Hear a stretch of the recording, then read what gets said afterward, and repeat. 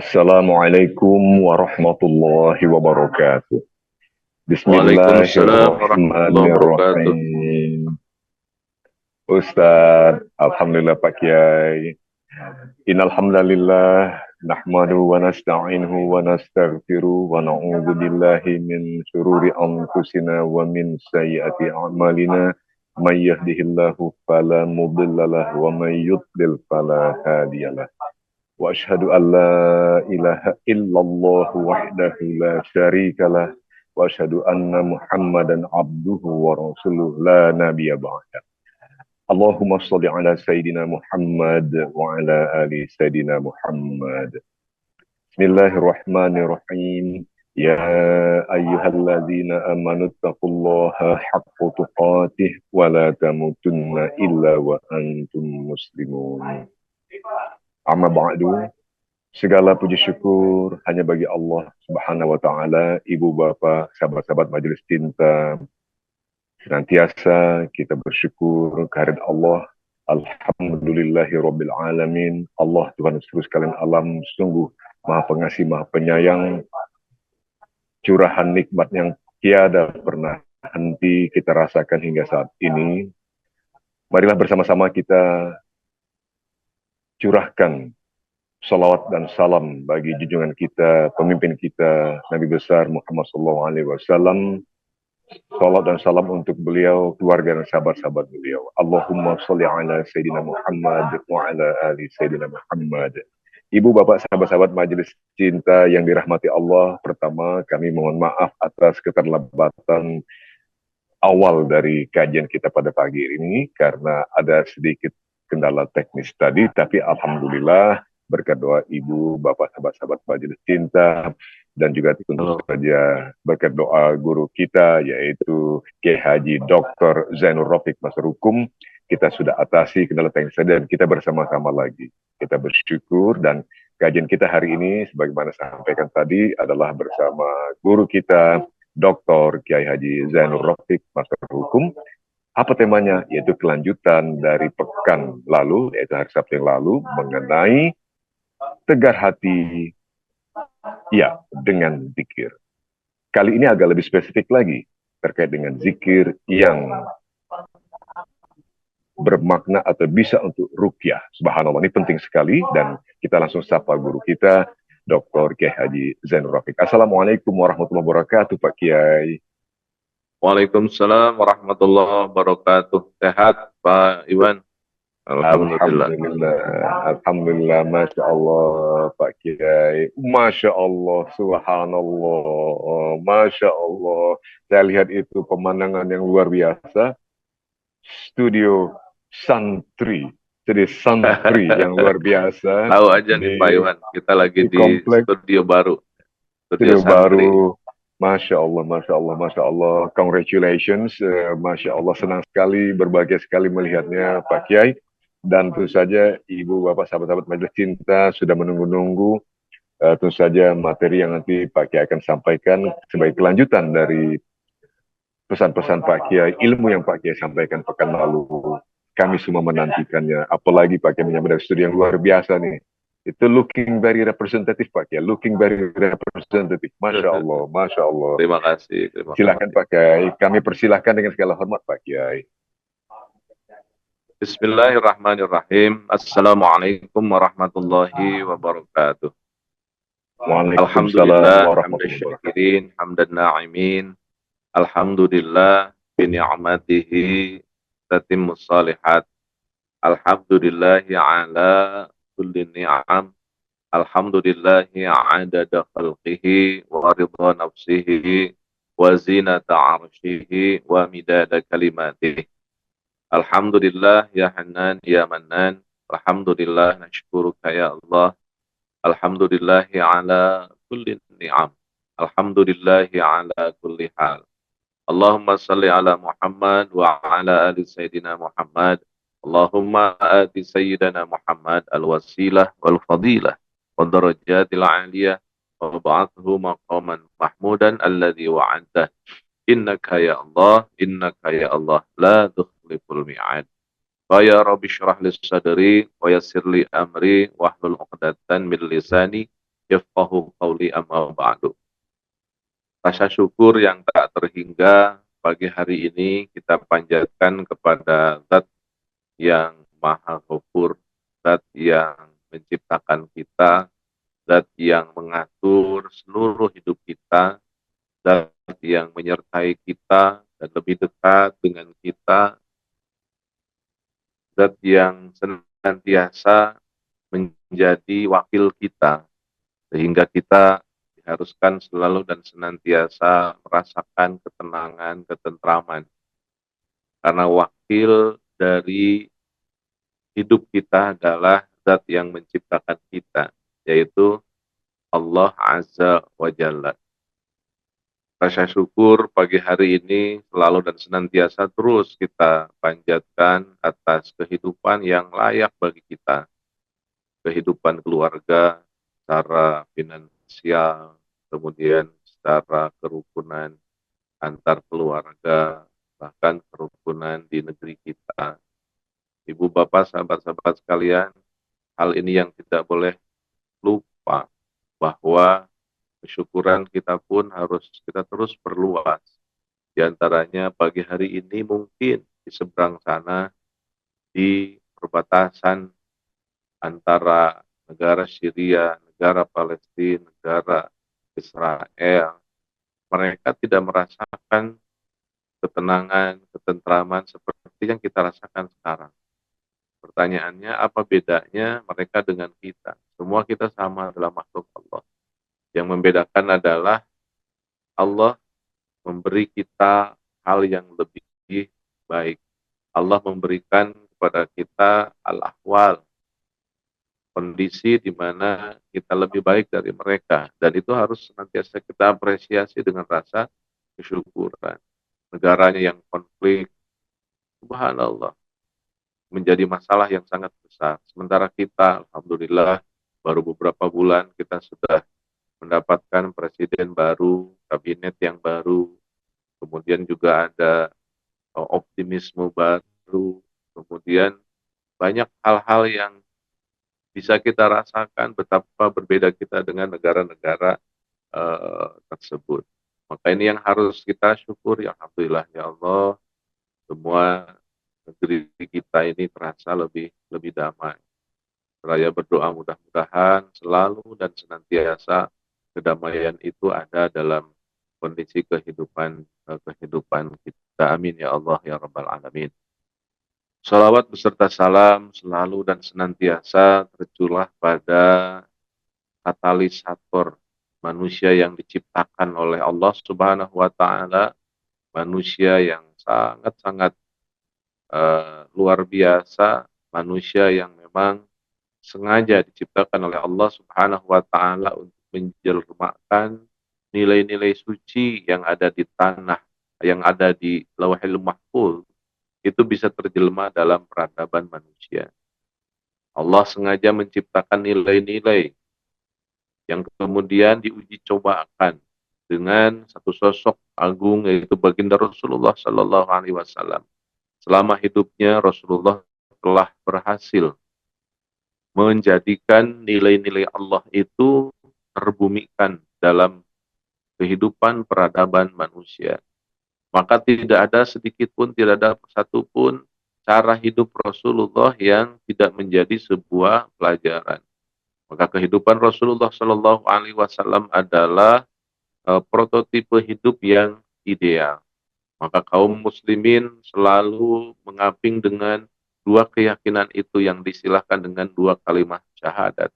Syahadat yang pertama adalah tentang tauhidullah, nyatuan Allah, asyhadu an la ilaha illallah. Dan yang kedua adalah al-ittiba'ah, mencontoh mengikuti baginda Rasulullah sallallahu alaihi wasallam dengan wa asyhadu anna Muhammadan Rasulullah. Bahwa Rasulullah itu Muhammad adalah manusia yang sengaja dilahirkan, diciptakan menjadi contoh hidup. Maka totalitas keislaman kita, proses istislam kita, proses al-inqiyad kita kepada baginda Rasulullah Shallallahu Alaihi Wasallam yang menjelmakan agamanya, yang menjelmakan nilai-nilai positif dari Allah Subhanahu Wa Taala. Maka seluruh yang diarahkan oleh baginda Rasul adalah menjadi contoh dan menjadi tauladan kehidupan keseharian kita. Sesekali kita keluar dari sunnahnya, sesekali kita keluar dari cara hidup Rasul, maka hidup kita tidak akan berujung. Kenapa? Karena kita yang mengoyak sistem yang ada di dalam kehidupan kita. Ibu bapak, sahabat-sahabat sekalian, yang dirahmati Allah Subhanahu wa taala. Pagi ini mari kita jadikan sebagai pagi yang akan kita jadikan sebagai penegar hati kita. Pertemuan ini adalah pertemuan kedua yang insya Allah kita akan selesaikan ataupun kita akan bahas tentang tegar hati dengan zikir. Yang buku ini saya tulis tahun 2013. Selesai saya menulis buku The Power of Ka'bah. Sebelum The Power of Syukur, saya nulis buku ini. Buku ini berjudul Tegar Hati dengan Zikir Al-Ma'surat, Ruqyah Syar'iyah, dan Al-Asma'ul Husna. Ibu bapak sahabat-sahabat sekalian, satu hal yang menjadi kunci dalam hidup kita, satu hal yang menjadi barometer dalam kehidupan kita, secara fisik, secara pikiran, kemudian secara futuristik, adalah sesuatu hal yang Allah simpan di dalam hati kita, dalam diri kita. Dan Allah menggambarkannya, kata Allah, di dalam dada. Itulah yang disebut dengan hati. Maka langsung menukik pada hati, langsung menggarap, langsung memetakan, langsung menjaga hati itu adalah proses cerdas untuk menjadikan hidup kita bisa nyaman. Artinya, kalau hatinya kita garap, kalau hatinya kita atur, kalau hatinya kita mapping dan disesuaikan dengan peruntukannya, maka ketenangan, kenyamanan akan kita rasakan. Meskipun bertubi-tubi masalah dalam kehidupan kita, maka saya ambil istilah kalimat tegar. Tegar itu saya rasa lebih aktif ketimbang tenang. Tenang hati terbayang, tegar hati lebih dinamis. Bahwa hati yang terkadang yazid wa yanqus keimanannya, hati yang terkadang yang bahkan diartikan di dalam bahasa Arab hati itu dengan al-qalb. Kenapa dimaknai ataupun dikatakan dengan al-qalb? Karena proses taqallubnya selalu berpindah-pindah. Kadang-kadang ngeh, kadang-kadang muyulnya ada. Itulah hati. Maka ketegaran hati ini yang menjadi tagline kita, yang kita sudah bahas minggu lalu.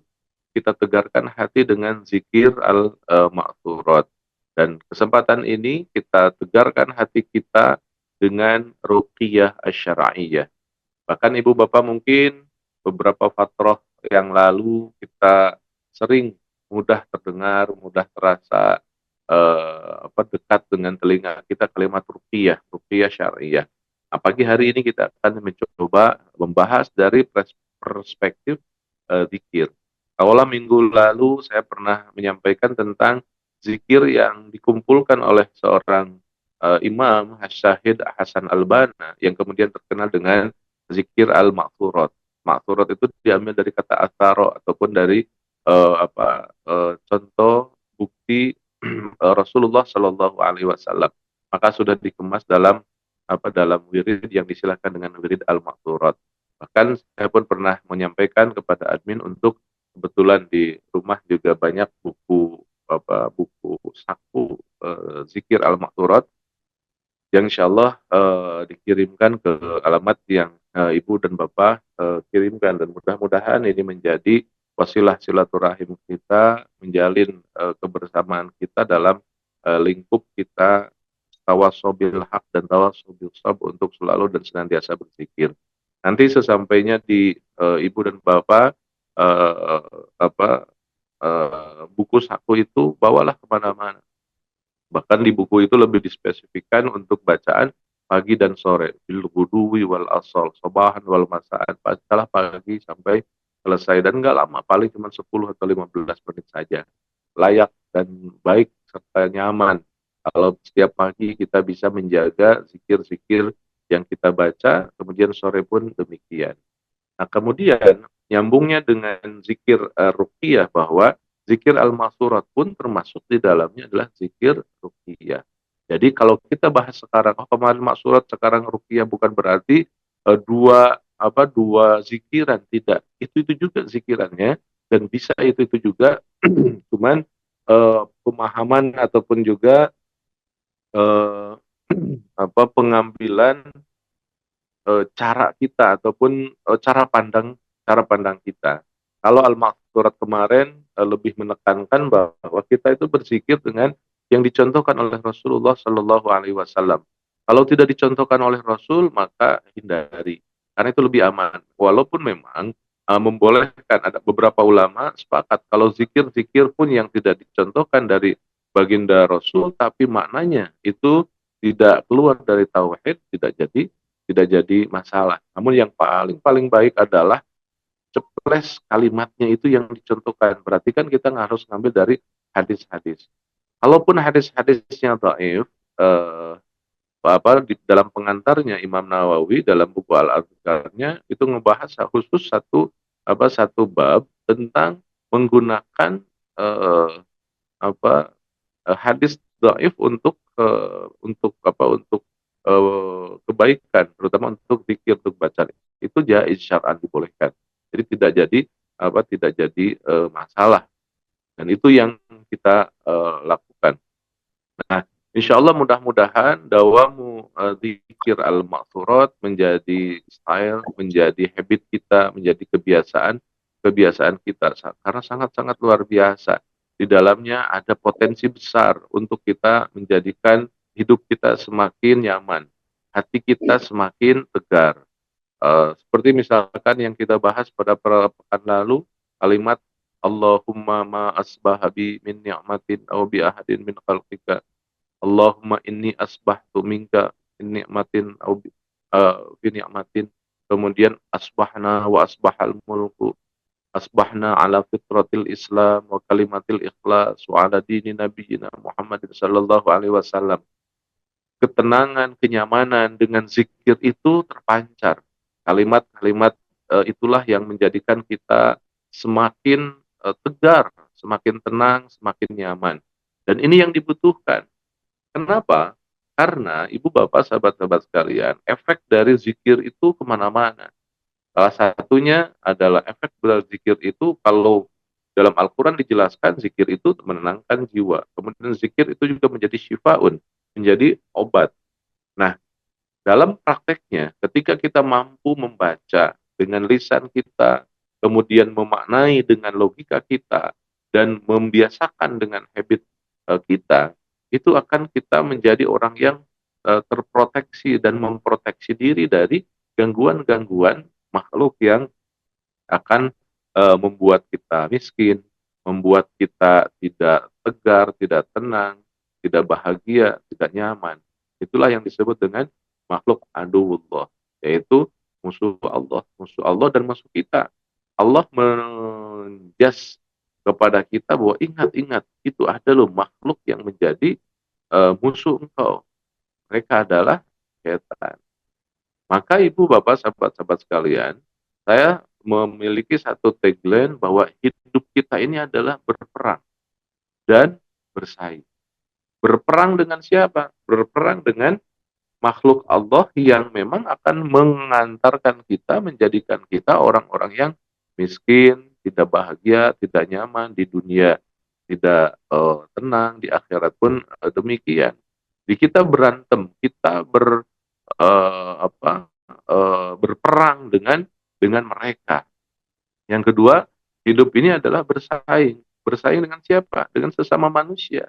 Allah mengatakan, menggambarkan dengan kalimatnya, fastabiqul khairat. Berlomba-lombalah untuk kebaikan. Dengan istri kita, kita berlomba untuk melakukan kebaikan. Kebaikan untuk banyak hal. Dengan orang tua kita, dengan anak-anak kita, dengan tetangga kita, dengan murid-murid kita, dengan guru-guru kita, semua kita dalam koridor bersaing. Tapi ingat, bersaing sehat. bersaing untuk sebuah kebaikan. Kalimatnya fastabiqul khairat. Terus bermusabaqah, berlomba untuk menjadikan kita semakin baik. Jadi hidup kita itu dua. Pertama adalah berperang, yang kedua bersaing.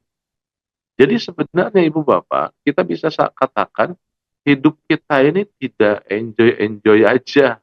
Hidup kita ini tidak relax-relax aja. Hidup kita ini apa? Bekerja dengan sesungguh hati, bekerja dengan menjalankan seluruh tugasnya. Bahwa hidup kita itu tidak berleha-leha, tidak rileks. Kenapa?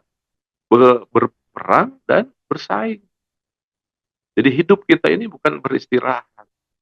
Maka tidak ada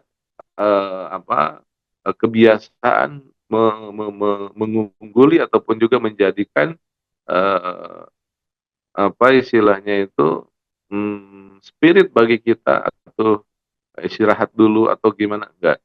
Peristirahatan kita adalah nanti ketika Allah sudah memisahkan jasad kita dan juga raga kita. Ketika masuk kita ke alam barzah, itulah awal peristirahatan kita. Dan peristirahatan itu diawali dari proses relaksasi kita. Proses relaksasi kenyamanan di mana? Dalam sholat kita. Kata Rasulullah kepada Bilal itu, arifni ya Bilal, arifni ya Bilal, arahkan aku untuk beristirahat, untuk melaksanakan sholat relaksasi. Dan mulai kita merasakan istirahatnya adalah ketika masuk di alam kubur. Di situ kita sudah tidak bisa melakukan aktif, tidak berperang dan juga tidak sedang bersaing. Di situ kita tinggal menunggu dan juga menerima. Apa yang kita tunggu, apa yang kita terima, yang bersangkutan dengan apa yang kita lakukan selama di dunia. Ad-dunya mazra'atul akhirat. Dunia itu adalah tanaman. Betapa indahnya ketika kita beristirahat, digambarkan dalam beberapa hadis yang sahih, datang lampu bercahaya, ditanya oleh malaikat yang menjaga kubur itu, siapa Anda? Saya adalah bacaan-bacaan Quran yang sering dibaca oleh almarhum mayat ini ketika sedang hidup. Datang lagi, subhanallah. Siapa engkau? Aku adalah jariah kebaikan yang sering dilakukan dan sampai sekarang terus mengalir yang dilakukan oleh mayat itu. Jadi Ibu Bapak sahabat-sahabat sekalian, istirahat kita ataupun juga kenyamanan kita di hari akhir nanti tergantung dari zikir kita dengan kebaikan-kebaikan kita, kemudian kelakuan kita selama hidup di dunia. Maka yakinlah di dunia ini kita harus selalu dan senantiasa menyuguhkan ataupun juga melakukan hal-hal yang memang diarahkan oleh Allah dan Rasul-Nya. Nah, cuman ingat bahwa tidak semudah apa yang kita katakan, tidak semudah juga yang kita inginkan. Kenapa? Karena Allah mengasihkan bocoran kepada kita yang luar biasa.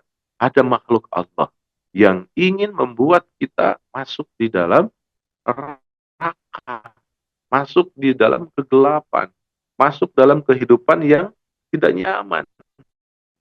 Qala fabima uzayyinanna wala ughwiyannahum ajma'in, kata iblis kepada Allah. Aku akan perdayakan, aku akan tipu daya mereka. Wala ughwiyannahum ajma'in, aku akan hancurkan mereka semuanya. Subhanallah. Itu adalah retorika yang sangat-sangat pedas sekali. Dan kita harus bergetar melihat dan mendengarnya. Kalau kata santri, itu syaratnya menggunakan kalimat nun taukid taqilah. Artinya wala ughwiyannahum ajma'in. Aku bersumpah aku akan hancurkan mereka. Jadi setan itu akan selalu dan senantiasa menghancurkan kehidupan kita. Dari mana prosesnya? Salah satunya adalah menghantam sesuatu yang menjadi chip, menjadi kunci, yaitulah al-qalbu, yaitu hati. Pantas kalau Allah mengatakan zikirlah agar hati engkau semakin tenang. Nah, zikirnya sudah banyak.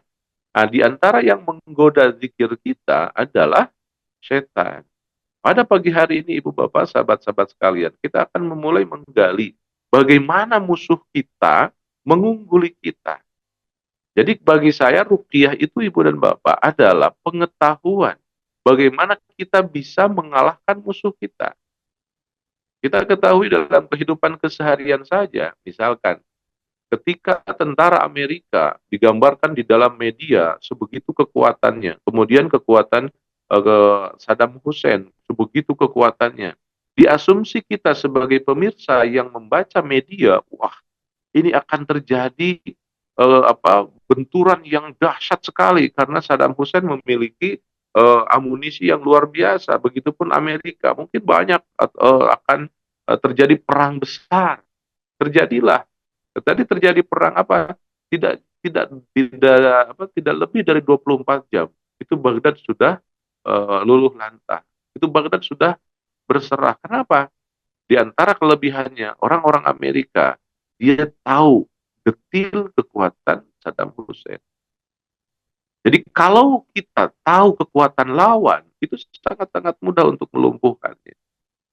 Di antaranya, kenapa kita berperang ini umat Islam dalam tanda kutip ya, dengan orang Israel? Karena kita tidak tahu kekuatan mereka seperti apa. Mereka itu Israel cuma satu kecamatan saja kalau dibandingkan dengan negara kita. Tapi kenapa kok susah sekali? Karena memang kekuatannya unlimited, kekuatannya sangat-sangat luar biasa.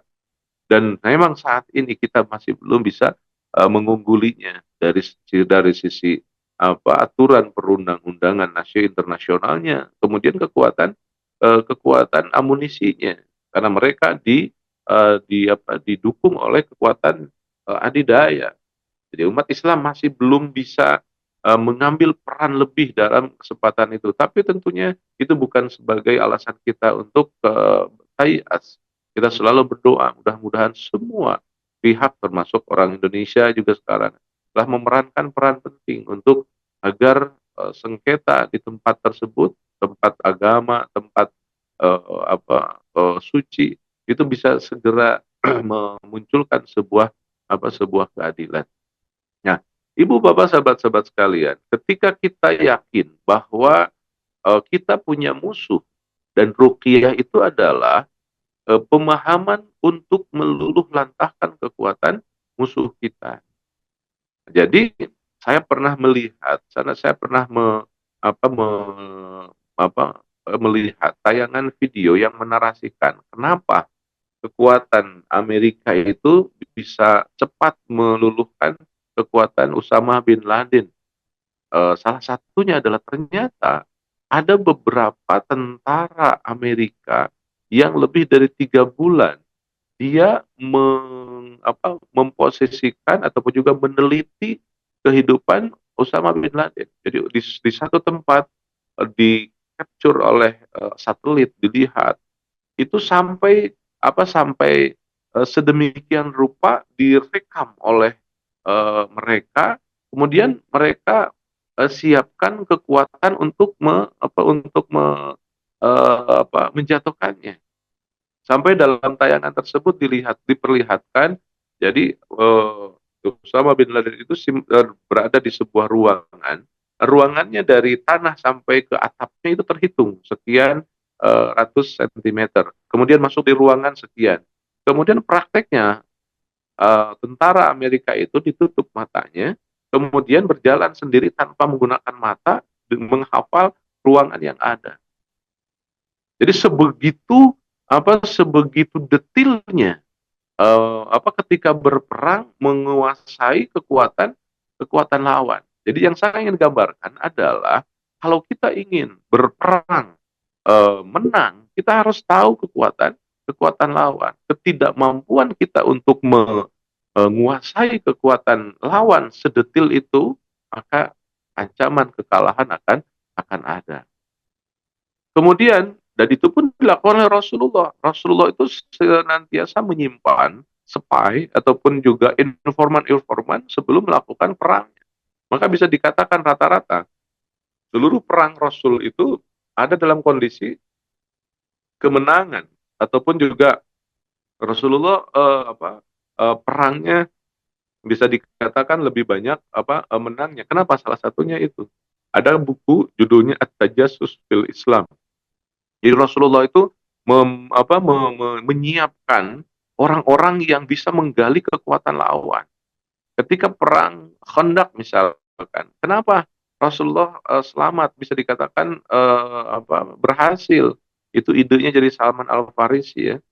Jadi Rasulullah dikasih tahu bagaimana kekuatan lawan itu tidak bisa menembus ke kota Madinah dengan cara digali paritnya, kemudian kendaraan mereka yang dominan menggunakan unta dan juga kuda tidak bisa melewati parit itu. Jadi luasnya parit yang digali oleh Rasulullah bersama para sahabat itu sudah ditentukan sehingga kekuatan mereka itu tidak bisa menembusnya.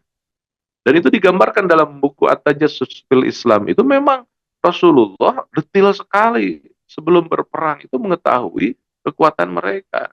Jadi jangan berharap berpikir bahwa Rasulullah perang di lapangan kemudian mencari ide-ide yang terbaik ataupun juga strateginya. Tidak hanya itu. Jadi jauh sebelumnya Rasulullah pun mempersiapkan sedemikian rupa. Nah, cara perang itu yang benar. Cara melawan dan mengungguli itu yang benar. Artinya kita harus tahu bagaimana kekuatan lawan. Ibu bapak sahabat-sahabat sekalian, sekarang agar kita lebih tegar, lebih nyaman, lebih bahagia dalam kehidupan keseharian kita harus tahu kekuatan lawan. Dan lawan kita adalah setan. Siapa itu setan? Ibu bapak, Ibnul Qayyim Al-Jauzi menggambarkan ada nomenklatur ada kalimat yang kadang-kadang membuat kita mulakbat. Ada iblis, ada setan, ada jin. Ya. Menurut saya sangat menarik sekali. Ibnu Qayyim itu menggambarkannya begini, padanannya ada iblis, ada Nabi Adam. Jadi iblis itu adalah makhluk klasik, makhluk di zaman dulu yang dipahami oleh beberapa ulama sampai sekarang. Iblis yang menggoda Nabi Adam itu masih hidup. Kenapa? Karena ayatnya dalam Al-Quran digambarkan mereka mengajukan permohonan, Rabbi anzirni ila yaumi yub'atsun. Ya Allah, jangan matikan aku sampai hari akhir. Jawaban Allah, fa innaka minal mungdharin. Diberi kesempatan oleh Allah. Jadi ada iblis, ada Nabi Adam. Kalau Nabi Adam mah ribuan jutaan tahun sudah, yang jutaan tahun lalu sudah meninggal. Nah, iblis itu belum. Jadi kekuatan iblis itu dahsyat luar biasa. Kenapa? Semua manusia-manusia yang unggul itu tahu kelemahannya dan tergoda. Tapi ingat, Allah kasih kelebihan kepada kita. Salah satunya adalah yang kita bahas pada pagi hari ini. Nah, ada iblis, ada Nabi Adam. Kemudian ada kita, Bani Adam, ada setan, Bani Iblis. Jadi setan itu, ibu bapak, adalah Bani Iblis. Setan itu adalah anak-anak iblis. Nah, kita anak-anak Adam. Kemudian apa itu jin? Jin itu bangsa mereka. Jadi iblis dan setan itu dari bangsa jin. Sementara Nabi Adam dan kita manusia adalah bangsa manusia. Ya, jadi padanannya jelas ya. Padanannya ada iblis, ada setan, ada jin. Jadi iblis itu eh, apa eh, makhluk yang dari zaman dulu diciptakan oleh Allah dari api, kemudian beranak keturunan yang namanya setan, dan iblis sama setan itu dari bangsa jin. Jin itu dari kalimat jannah. Jannah itu samar. Jadi memang mereka itu samar, artinya tidak terlihat. Jadi kalau ada yang melihat, berarti ada yang masalah.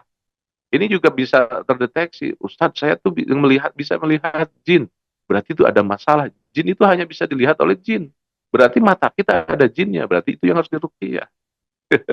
Jangan dikatakan, waduh, anak saya punya kelebihan indigo gitu kan, bisa. Justru itu harus diruqyah. Kenapa? Yang namanya setan, yang namanya jin itu samar, tidak kita lihat. Di antara kesyukuran kita kepada Allah, kita tidak bisa melihat jin. Jadi kalau ada yang melihat dan bisa melihat jin, itu berarti ada sesuatu dan harus kita obatin, harus kita luruskan. Nah, eh, jin adalah bangsa yang memang diciptakan oleh Allah Subhanahu wa taala dan karakternya samar, tidak terlihat. Maka jangan kita ingin bersama-sama dengan mereka. Tuntunan Rasul begitu. Apa? La tatamannau biliqa'il adu. Jangan kau berharap bertemu dengan setan, dengan jin, dengan iblis, dengan makhluk-makhluk yang gaib. Jangan sekali ingin. Kenapa? Hancur kita. Ketauhidan kita akan hilang. Ibu bapak, kita misalkan dikasih tahu oleh orang tua kita ataupun juga sepuh kita ataupun kiai kita, nih, aku simpan dalam dalam badan engkau makhluk yang akan menjaga engkau. Hilang ketauhidan kita, ibu bapak, naudzubillah. Kenapa? Ah, kalem, dalam tubuh saya itu ada kekuatan yang disimpan oleh kakek kita.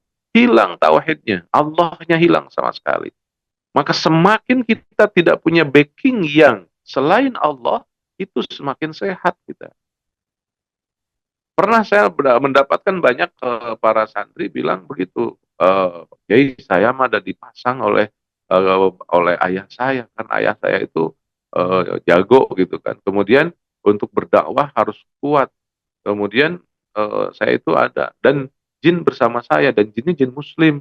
Nah, ini kata-kata apa kalimatul haq wa urida bihil batil. Kata-katanya benar, tapi ingat di situ ada unsur kebatilan. Jin muslim. Jin itu memang ada yang muslim. Tapi ibu bapak, sahabat sekalian, jin yang muslim itu hidup di dunianya, tidak bersama-sama dengan kita. Kalau jin yang berdekatan dengan kehidupan kita itu jin fasik, jin yang akan mengarahkan ketawakalan kita hilang. Jadi kita tenang, tegar karena ada backing kita yaitu jin. Maka ketawakalan kita kepada Allah sudah hilang. Maka jangan bersahabat dengan jin. Jangan bersahabat dengan makhluk-makhluk Allah yang samar, yang tidak kelihatan. Kita sama diarahkan oleh Allah yang lurus-lurus saja. Nggak usah yang mencong-mencong, yang tidak yang macam-macam. Kita diarahkan oleh Allah Subhanahu wa taala yang lurus-lurus saja. Sering saya ceritain, ada santri datang ke rumah. Eh, Pak, kasih saya amalan, saya akan keluar ataupun saya akan pulang karena selesai pesantren. Mau dong kalimat-kalimat yang akan membuat saya kuat kalau dipukul orang, katanya. Emang kenapa? Saya bilang, kamu ingin punya ilmu begitu? Karena medan dakwah di rumah saya itu luar biasa, preman semuanya. Kemudian saya harus kuat biar Islam bisa tegak di kampung saya. Saya tanya, kamu selama di pesantren kan belajar sejarah Nurul Yakin, ya. Di situ ada bab tentang Rasulullah ketika datang ke Taif. Iya. Apa yang Rasulullah dapatkan? Rasulullah dilemparin batu. Rasulullah dilemparin batu berdarah. Iya, berdarah. Terus Rasulullah ada dilempar batu berdarah, kenapa kamu ingin punya kekuatan ketika dilemparin batu tidak berdarah? Berarti tidak seperti Rasul. Baru dia mikir, iya juga ya. Ibu dan bapak, kadang-kadang jin itu, setan itu luar biasa. Bisa memanfaatkan ataupun bisa mengambil cara-caranya. Di antaranya misalkan salah satu caranya setan itu begini. Karena kita tidak tahu struktur bahasa Arab, bacaan-bacaan Fatihah itu ada yang digunakan untuk memanggil setan. Ada kayak begini misalkan, Maliki Yaumiddin. Nah, misalkan ini gambaran aja ya. Malik Yaumiddin. Maka sana karena iya karena berdua iya karena nasta'in. Jadi akhirnya disatukan dengan awal.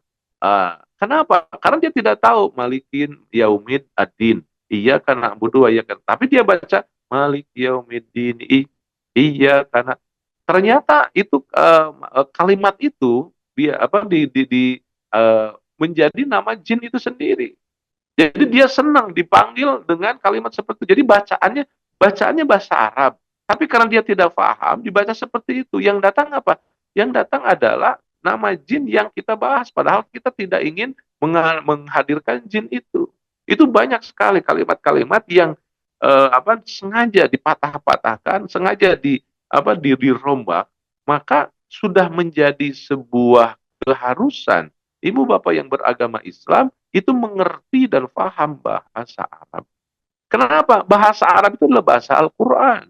Jadi harus kita bisa bisa belajar. Salah satunya biar tidak diganggu ataupun juga tidak diarahkan seperti seperti tadi. Apalagi kalau bisa menguasai nahunya, sorofnya, misalkan. Itu sangat-sangat baik dan akan terbebas dari tipu daya setan yang seperti itu.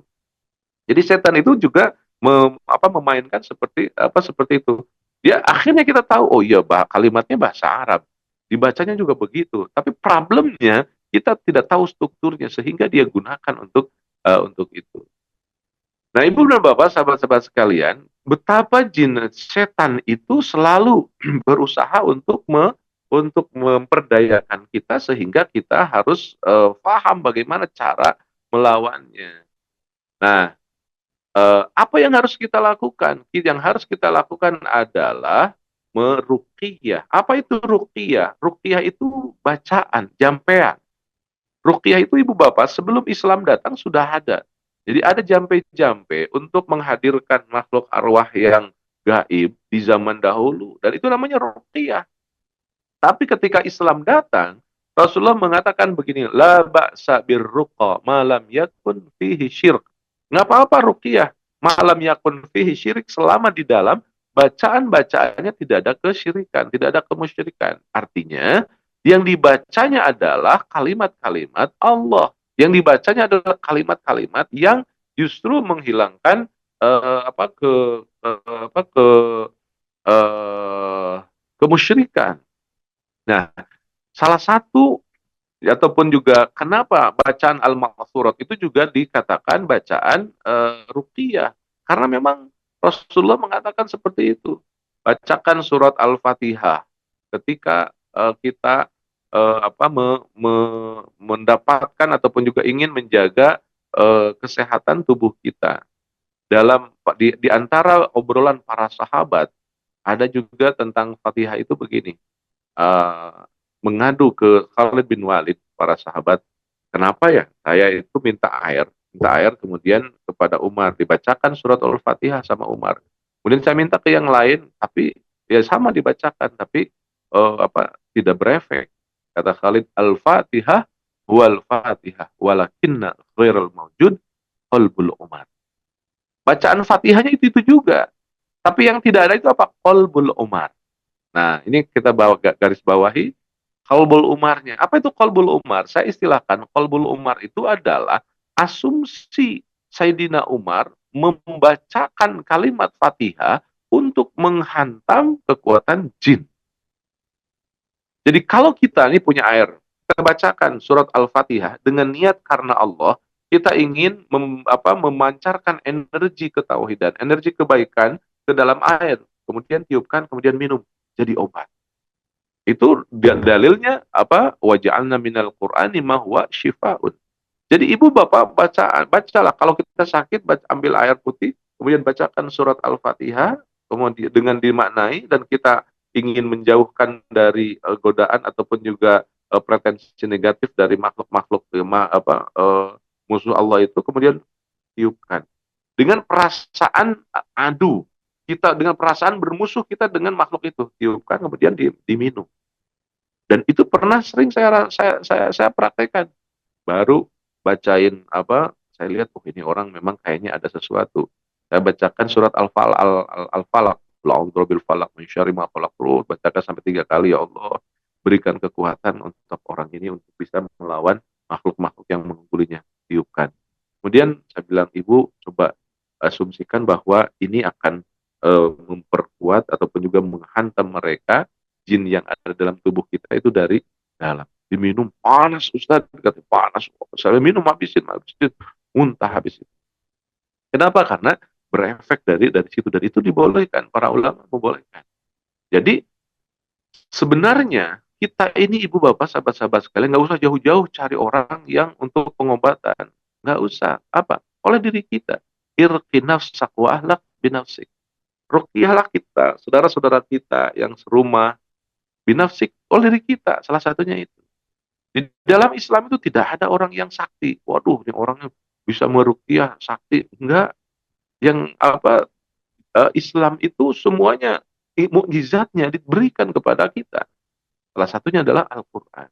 Maka jadikan mukjizat Allah itu akrab dengan kehidupan kita. Salah satunya wa nunazzilu minal Qur'ani ma huwa syifa. Syifa itu apa? Obat. Jadi obat yang pertama kali dalam tubuh kita adalah Al-Quran. Bagaimana caranya? Salah satunya tiupkan ke dalam air, baca atau tiupkan ke dalam air, kemudian diminum dengan niat kita untuk membersihkan. Kenapa dengan air? Salah satunya asumsi bahwa 75% tubuh kita ini adalah cairan.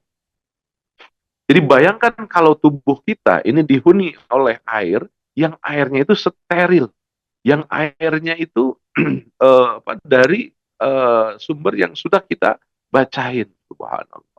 Dan airnya itu ada di energi yang positif. Itu kelebihan dari air Zam-Zam. Jadi kalau ibu dan bapak di Mekah itu yang luar biasa, minum air Zam-Zam di Mekah itu yang paling luar biasa, menjadi obat. Jadi kalau di Mekah itu jangan ambil air nanti untuk di rumah. Justru ketika di sana perbanyaklah air masuk dalam tubuh kita. Saya sering menyampaikan kepada jamaah itu, ibu bapak, di antara untuk menyegarkan kita, menyehatkan kita, masalah seperti apapun, itu tubuh kita kan 75% itu adalah cairan. Maka selama di Mekah, bersihkan tubuh kita, jangan masukkan air-air selain air Zam-Zam. Dan itu terbuka dan sangat mudah. Subhanallah. Ibu dan bapak, ketika kita memasukkan air Zam-Zam, apalagi air Zam-Zam yang dibaca-bacain dulu misalkan, itu tidak menutup kemungkinan problem-problem dalam tubuh kita secara physically itu terselesaikan. Misalkan dari yang terkecil, dari syaraf, misalkan syaraf-syarafnya yang agak masalah, agak kejepit, ketika dimasukkan air Zam-Zam, kemudian menyegarkan, menenangkan, menyamankan, dan me, merubah eh, apa eh, apa namanya jepitan di dalam saraf kita, itu pun banyak terjadi. Nah, salah satunya dengan air yang memang syifa, yang obat. Nah, ketika tidak di Mekah misalkan, di tempat kita itu pun bisa. Apalagi sekarang misalkan sekarang banyak menurut teknologi dicari, ternyata di antara kelebihan air Zam-Zam itu pH-nya tinggi. Kemudian disebut dengan air alkali. Artinya molekul-molekul airnya itu lebih bagus gitu. Nah, banyak penelitian-penelitian yang memang kalau air itu dibacakan hal-hal yang positif itu menjadi molekul-molekulnya menjadi positif. Molekul-molekulnya menjadi bagus dan dibutuhkan tubuh untuk meresap dalam tubuh kita. Salah satunya adalah bacaan ruqyah, juga itu akan merubah struktur atom dari air. Maka itu bisa dilakukan, itu jaiz syar'an dibolehkan. Nah, kemudian ibu dan bapak, ketika meruqyah, apa yang dibaca? Yang dibaca adalah minimum al-ma'thurat. Jadi bacakan al-ma'thurat itu untuk meruqyah diri. Bacakan buku al-ma'thurat, buku ataupun ayat-ayat ataupun juga hadis-hadis yang ada dalam rentetan al-ma'thurat itu untuk meruqyah diri kita sendiri. Jadi ketika kita membaca, ketika kita berzikir, itu diasumsikan kita tengah meruqyah diri kita. Apalagi ditambahkan dengan kalimat-kalimat lain selain ta'awudz gitu kan, a'udzubillahi minasyaitonirrajim. Nah, mohon maaf agak sedikit. Ketika ibu dan bapak kita mau meruqyah diri kita, salah satu bacaannya adalah ta'awudz. A'udzu bikalimatillahi tammati min syarri ma khalaq, atau a'udzubillahi samiil alimi minasyaitonirrajim. Ta'awudz. Saya pernah, ibu dan bapak, ada seorang taruhlah pasien gitu ya. Beliau punya pesantren. Kemudian beliau Quran jelas, kalau hafal semuanya sih nggak mungkin ya. Cuman ya artinya akrab lah, karena beliau suka mengajari santrinya.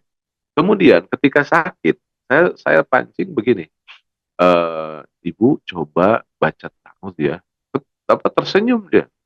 Waktu Ustadz ta'awudz bacanya gampang. Oke, saya coba dideteksi pakai namanya totok oksigen. Ternyata diindikasikan positif. Jadi ibu, mohon maaf, sekarang berpikir bahwa tubuh ibu ini ada makhluk negatif yang membuat sakit, yang membuat tidak nyaman. Mereka itu masuknya fi majrodam, dalam aliran darah. Kemudian ibu membacakan ta'ud. Ta'ud itu a'udzu billahi, a'udzu, aku berlindung billahi kepada Allah minasyaitonir rajim, dari setan. Jadi setan itu ibu yakin ada di dalam tubuh ibu, mengungguli di dalam darah. Coba baca ta'ud dan suaranya kencangkan. Dia bilang gini, a a a a a a, a. Gak bisa ta'ud. Orang di sekelilingnya, suaminya, kiai, kemudian anaknya, kemudian heran, kenapa kok mama begitu, katanya. Sudah gitu saya sampaikan, ibu, bacaan ta'uz itu biasa kita baca. Tapi terkadang di antara kekuatan setan itu menjadikan bacaan yang itu biasa-biasa saja. Kenapa? Karena tidak connect antara yang kita bacakan dengan pemaknaan yang ada di dalam. Maka sekarang kalau aku berlindung billahi kepada Allah minasyaiton, dari godaan-godaan setan yang mengungguli aku dalam tubuh aku, ar-rajim, setan yang diranjam, setan yang dikutuk oleh Allah Subhanahu wa taala. Jadi ada proses kita mengecilkan setan, membesarkan Allah, meminta kepada Allah, dan posisi itu mereka sangat-sangat ketakutan. Jadi ketika a'udzu billahi minasyaitonir rajim. Ketika ibu itu yang punya banyak murid yang bisa bahasa Arab, yang bisa bahasa kitab, tapi ketika digiring untuk bisa memaknai apa yang dibaca, itu di situ kuncinya. Jadi ruqyah itu adalah proses kita untuk menegarkan hati kita bahwa bacaan kita ini adalah senjata bagi kita. Senjata yang bisa kita gunakan untuk menohok, menghantam makhluk-makhluk Allah. A'udzu billahi minasyaitonir rajim. Ibu dan bapak, coba deh. Dirasakan seperti itu, dengan asumsi kita berperang, melawan dengan kalimat itu, perasaan kita beda. Merinding, kadang-kadang agak hangat, kadang-kadang mual. Teruskan. Dan begitu pun ketika saya perhatikan, ibu lawan. Lawan, coba ibu ini punya senjata dari Allah, kalimat itu kemudian dibacakan untuk melawan jin setan yang samar yang tidak kita lihat. Kenapa kita yakin? Karena jin itu kan tidak kita lihat, tapi yakin ada. Kita terus baca, kuatkan, kuatkan. Auzubillah, terus sampai dikuatkan. Ibu dan bapak, orang itu sambil berkeringat sekali menyelesaikan a'udzubillahi minasyaitonir rajim. Padahal sebelumnya beribu-ribu kali dia baca ta'uz. Kenapa? Karena itu tadi kalau disatukan dengan ayat dengan cerita tadi, qalbul umarnya baru hadir. Jadi di dalam ruqyah syar'iyah itu yang terpenting adalah qalbul umarnya. Adalah praktek kita mengasumsikan bahwa diri kita tengah berperang. Itu inti dari bacaan ruqyah. Ketika kita berperang, maka semuanya akan berjalan. Jadi kalau kita, ibu dan bapak, baca seperti misalkan qul a'udzu birabbil falaq min syarri ma khalaq wa min syarri ghasiqin idza waqab wa min syarri naffasati fil 'uqad wa min syarri hasidin idza hasad wa min syarri hasidin idza hasad wa min syarri hasidin idza hasad. Ibu bapak saya pernah melakukan pengajian waktu itu lagi manasik di Bandung. Kemudian sebelumnya kita baca dulu Al-Ma'surat, kemudian sambil diantarkan pengasumsian tadi. Ketika kita membaca Al-Falaq, ada ibu-ibu yang teriak, di pojok itu. Kenapa? Karena berefek. Kata ibu tersebut, biasanya saya sih enggak ini langsung. Karena ada proses pengasumsian tadi. Ada proses pengkondisian bahwa kita ini berperang. Dan itu kekuatan kita, ibu dan bapak. Jadi zikir kita itu menjadi kekuatan senjata bagi kita untuk meluluhlantahkan mereka. Dan kekuatan setan itu menghapus asumsi itu. Jadi kalahnya kita karena kita tidak punya asumsi bahwa kita ini punya senjata besar loh dari Allah. Yaitu yang salah satunya minimal dalam rentetan kalimat-kalimat al-ma'thurat. Jadi kalau bacaan al-ma'thurat ini kita jadikan sebagai ruqyah, jampe-jampe yang akan melawan makhluk-makhluk Allah akan berefek. Jadi kalimat fattakhidhuhu aduwan itu baru saja dengan ta'ud. A'udzubillah. Luar biasa effort yang dikeluarkan sekedar untuk ta'ud kalau dimaknai dalam makna kedalaman maknanya. Kemudian setelah ta'ud Al-Fatihah. Kemudian baca juga kata Rasul apa? Al-Baqarah. Al-Baqarah itu awal, tengah, akhir. Kalau lagi kaslan 4 ayat pertama, kemudian tambah 3 ayat di tengah, yaitu ayat kursi, tambah 2 ayat setelah ayat kursi, kemudian 3 ayat akhir ataupun 4 ayat akhir surat Al-Baqarah. Itu yang paling harus kita hafal dan harus kita baca. Maka kalau belum hafal, hafalkan. Kalau belum, kita baca terus dan terus, diafirmasi juga insya Allah akan hafal. Apalagi kalau kita maknai. Nah, kemudian Al-Ikhlas, Al-Falaq dan juga An-Nas.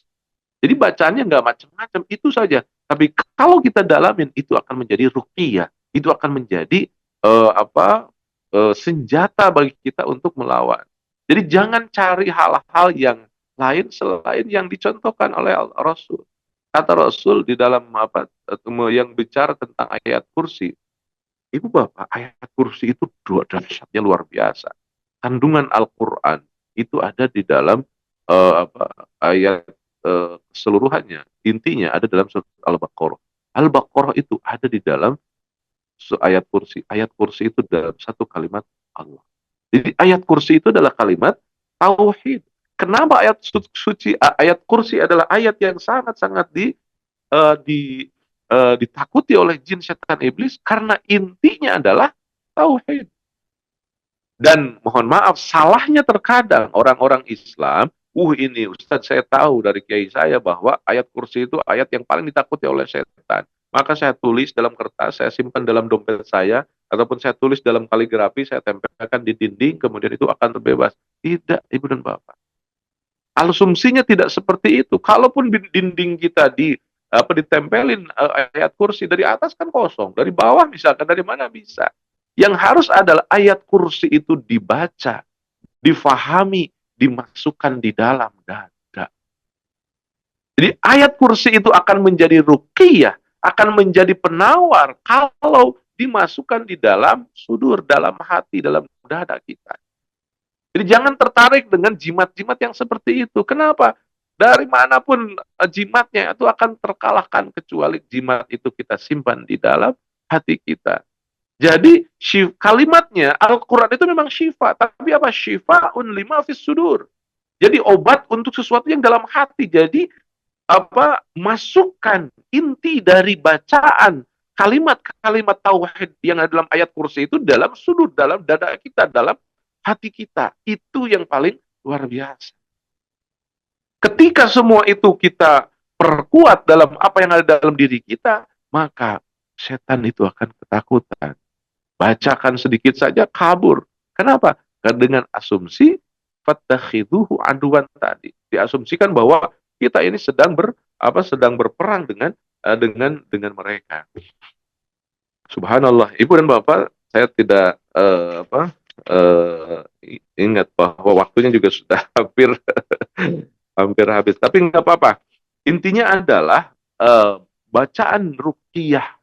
Ruqyah itu adalah jampe-jampe yang bisa menawarkan kita ataupun juga melawan kita dari gangguan jin setan. Dalam ruqyah itu banyak metode. Salah satunya metode istihlam.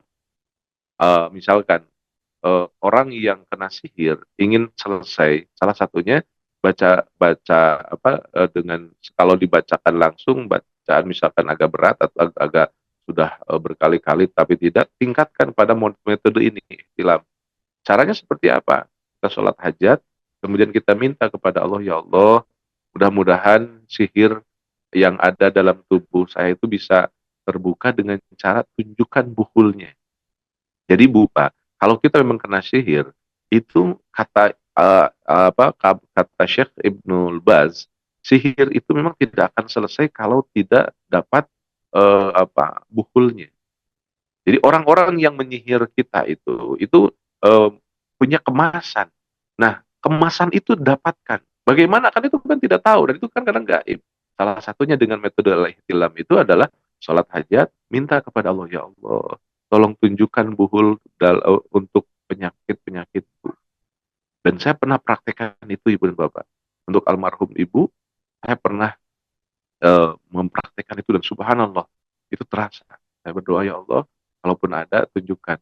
Ditunjukkanlah dalam mimpi itu di rumah, ujung rumah itu ada pagar beda, diambil oleh saudara saya dan kemudian dibakar, dihilangkan. Ketika buhulnya hilang, sehat. Nah, jadi di antara metode ruqyah juga harus memahami hal-hal seperti itu. Dan Rasulullah pun kan pernah sakit ketika disihir. Dan sehatnya apa? Ketika Sayyidina Ali mendapatkan buhul itu. Dan buhul itu dari mana? Dari sumur, sumur tua ya kan. Bayangkan Rasul saja itu kena sihir, apalagi kita. Nah, cuman metodenya ataupun juga caranya dapatkan itu buhul dan itu pun pengetahuan Allah. Maka mintalah kepada Allah. Salah satu dengan metode al-ihtilam tadi. Dengan jadi mimpi itu bisa digunakan juga kita untuk berkomunikasi, untuk mengarahkan apa yang diarahkan. Mudah-mudahan coba Ibu kalau punya masalah misalkan salah satunya dengan metode ruqyah itu al-ihtilam. Kemudian ada memang dari yang juga sering saya praktekkan metode totok oksigen itu pun ada. Jadi dasar pemikirannya ibu bapak dalam ilmu ruqyah itu kan setan tuh masuk fi majrodam dalam aliran darah. Nah, aliran darah itu kan selalu masuk ke otak ya kan di pompa. Di sini ada namanya hablul warid di leher kita. Saya selalu tempelkan tangan saya sambil berbaca ruqyah, kemudian ditekan sebentar. Jadi ketika darah lewat di situ, kalau darahnya ada masalah, ketika kita baca, dia langsung tidak sadar kadang-kadang kemana gitu kan. Nah, sehingga bisa cepat untuk mendeteksinya lewat aliran darah itu. Nah, itu disebut juga dengan totok oksigen. Totok oksigen itu karena boleh jadi kalau dipraktekkan dalam dunia medis, di sini itu adalah asupan oksigen ke otak. Nah, di situ dicoba disterilkan dengan bacaan ruqyah, tapi juga ada tata caranya, jangan terlalu kencang, jangan terlalu lama karena akan berbahaya. Nah, eksplorasi perkembangan dunia ruqyah itu memang banyak sekali, tapi intinya Ibu dan Bapak bahwa ruqyah syar'iyah itu adalah bacaan-bacaan kita untuk melawan, untuk berperang dengan iblis. Karena iblis, setan, jin itu mengungguli kita, intinya kita dibuat miskin, dibuat malas, dibuat emosian, dibuat kita tidak tentram, tidak nyaman. Maka untuk menegarkan hati kita, salah satunya adalah baca ataupun kuasai yang namanya ruqyah asy-syar'iyyah. Ibu dan Bapak, kita akan perpanjang dengan dialog. Mudah-mudahan masih ada waktu. Mohon maaf Pak Iwan agak kepanjangan mungkin. Yang intinya adalah Ibu Bapak part kedua ini kita berbicara tentang ruqyah syar'iyyah yang sebelumnya tentang al-ma'surat. Kemudian insya Allah nanti pertemuan berikutnya yang ketiga adalah tentang bagaimana zikir dengan al-asmaul husna. Itu mungkin sementara yang bisa saya sampaikan. Saya kembalikan kepada Pak Iwan. Terima kasih. Waalaikumsalam. Assalamualaikum warahmatullahi wabarakatuh. Masya Allah. Masya Allah. Pak Kiai, luar biasa sekali menurut saya. Saya yakin ibu bapak sahabat-sahabat masjid kita juga mendapatkan bukan sekedar pencerahan tetapi pendalaman, in-depth explanation dengan background dan konteks-konteks yang memang perlu kita ketahui terkait dengan ruqyah ini. Ternyata juga ada hal yang sudah diberi tuntunan oleh Rasulullah terkait dengan ruqyah, karena tadi terakhir sempat saya ikuti Pak Kiai menyatakan Rasul saja pernah dapat ujian kena sihir, dan tentu saja penyembuhan dengan ruqyah, Masya Allah. Dan ini sungguh luar biasa, dan tadi Pak Kiai sudah sampai pada kami bagaimana caranya atau hal yang harus dilakukan. Mohon izin Pak Kiai, langsung pada pertanyaan boleh Pak Kiai, Masya Allah. Ini ada Siap, monggo yang Pak Iwan. pertama punten nih Pak Kiai dari Ibu Agustina. Assalamualaikum warahmatullahi wabarakatuh. Ustadz, saya mau bertanya, bila di dalam hidup ini kita sudah berusaha untuk selalu berjalan di jalannya Allah Subhanahu wa taala dan menerima segala takdir dari Allah Subhanahu wa taala, namun Allah Subhanahu wa taala selalu memberi ujian yang selalu membuat hambanya menangis. Walau terkadang terselip ucapan hamba lelah ya Allah dengan ujian ini. Apakah itu ucapan yang sangat dibenci Allah Subhanahu wa taala? Apakah dengan ucapan tersebut adalah sebuah dosa, Ustaz? Mohon maaf nih Ustaz, pertanyaannya mungkin tidak langsung terkait dengan ruqyah. Mohon berkenan Pak Ustaz. Nanti Pak Kiai ada juga pertanyaan yang lain dari jamaah yang lain. Mohon berkenan Pak Kiai. Baik, terima kasih Ibu Agustin ya. Itu memang Iya. secara global efek dari godaan setan badan diri kita. Kenapa? Kita terkadang memilah bahwa ini Iya, saya ini iya. orang yang kurang beruntung ya kan. Ini saya ini orang yang beda dengan yang lain. Kenapa ya yang lain beruntung saya tidak? Itu Ibu Bapak, awal gerbang setan masuk dalam kehidupan kita. Maka kita menjadi orang yang tayas, menjadi orang yang putus asa. Kenapa ya? Kenapa ya? Kenapa? Ibu Bapak, ketika ada masalah, ingat bahwa hidup kita ini adalah masalah. Jadi kita akan hidup kalau ada masalah. Kalau nggak ada masalah, kita nggak usah hidup. Jadi kalau ibu bapak kita tidak ingin masalah, tinggal datang ke kuburan. Saya mau duluan aja, gitu kan. Artinya kita harus memahami bahwa masalah itu adalah anugerah. Bahwa masalah itu adalah sesuatu yang menambah keyakinan kita. Kita semakin kita ingin dekat dengan Allah Subhanahu Wa Taala. Dalam surat Al-Insyirah digambarkan, alam nashrah laka sadrak wa wada'na anka wizrak alladzi anqadha dhahrak wa rafa'na fa inna ma'al usri yusran. Bersama kesusahan ada kemudahan. Itu penafsirannya dua beberapa poinnya. Pertama adalah ma'iyah, ma'a. Bersama ke masalah di situ ada kemudahan. Jadi bukan masalah dulu, kemudian nanti tunggulah ada kemudahan, tidak. Ma'iyah, ma'a. Bersama dengan kesusahan, di situ ada kemudahan. Itu yang pertama. Yang kedua, itu antara nakirah dan ma'rifatnya dari sisi linguistik, kebahasaan.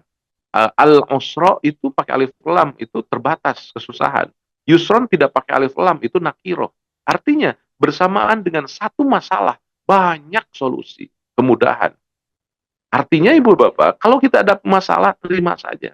Alhamdulillah ya Allah, Alhamdulillah. Pedih sekali, Alhamdulillah ya Allah. Ini lebih dalam lagi Allah mengajari kita. Ya Allah, ajarkan saya, kuatkan saya. Jadi ketika kita punya masalah, Ibu, jangan kita, ya Allah, saya punya masalah, bla bla bla bla bla. Enggak. Narasikanlah ketika ada masalah banyak, katakan, wahai masalah sebesar apapun, saya punya Allah yang maha besar. Jadi kebesaran Allah itu menegarkan, menyamankan, menenangkan kita. Kenapa? Karena kita punya Allah yang maha besar, Allah yang maha kuat. Masalah itu sedikit sekali. Jadi dekatkanlah kita dengan Allah. Walanabluwannakum bisyai'im minal khawfi wal ju'i wa naqsi minal amwal wal anfusi wa basyiris sabirin, kesananya. Memang kehidupan kita ini diuji oleh Allah. Jadi kalau ujian itu apa? Untuk meningkatkan kapabilitas dan juga kelas kita. Semakin kita diuji, semakin naik kelas kita. Jadi bahagia, bangga, nyaman ketika kita menjadi orang yang diuji oleh Allah Subhanahu wa Ta'ala. Jadi terimalah ujian itu menjadi sesuatu hal yang kita rindu, kita nyaman. Alhamdulillah, kita bisa. Artinya Allah dengan kita. Dan Ibu Bapak, keindahan ketika kita merasakan bagaimana pedihnya, bagaimana getirnya ketika menghadapi masalah yang kita hadapi. Allah senang di situ, Allah suka di situ. Ketika kita menangis, ya Allah, ini masalah. Kalau saya nggak dapat uang ini bagaimana ya, gitu kan?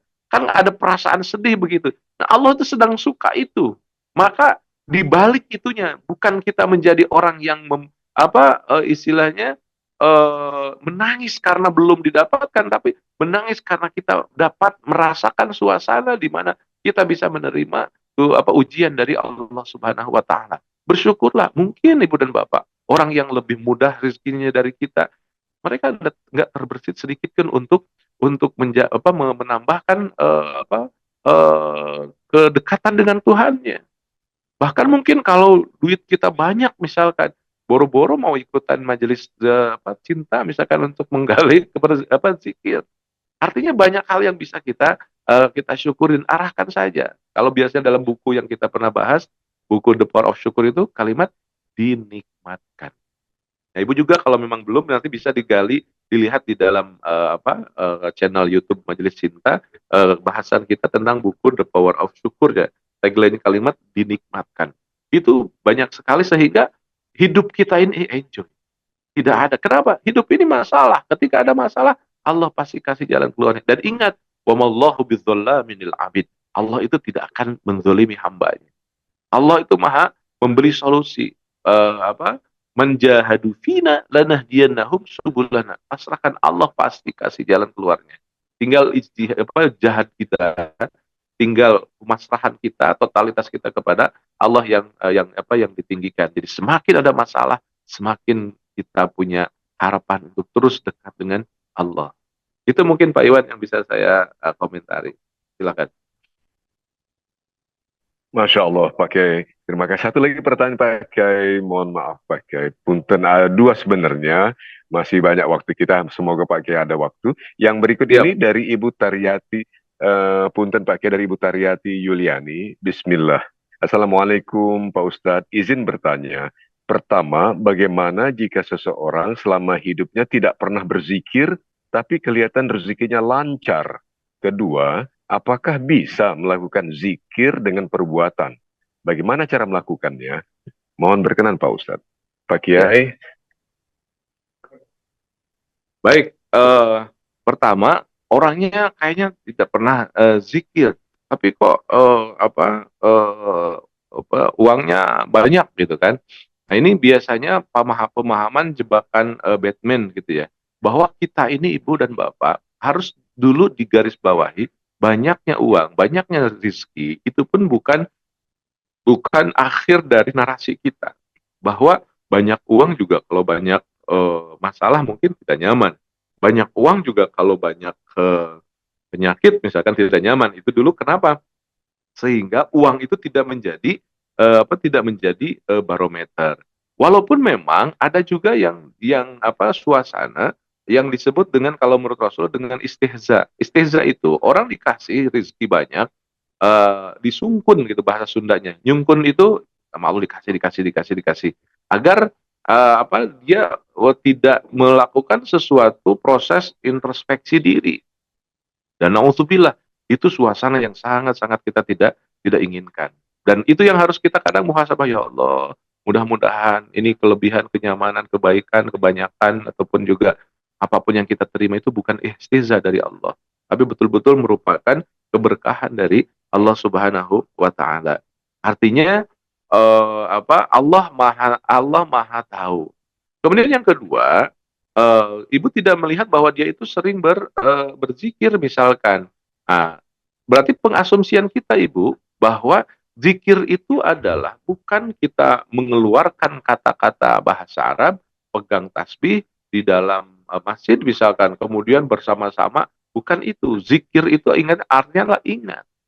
Nah, di dalam zikir itu memang ada proses afirmasi, ada proses yang bukan afirmasi, repetisi, mengulang.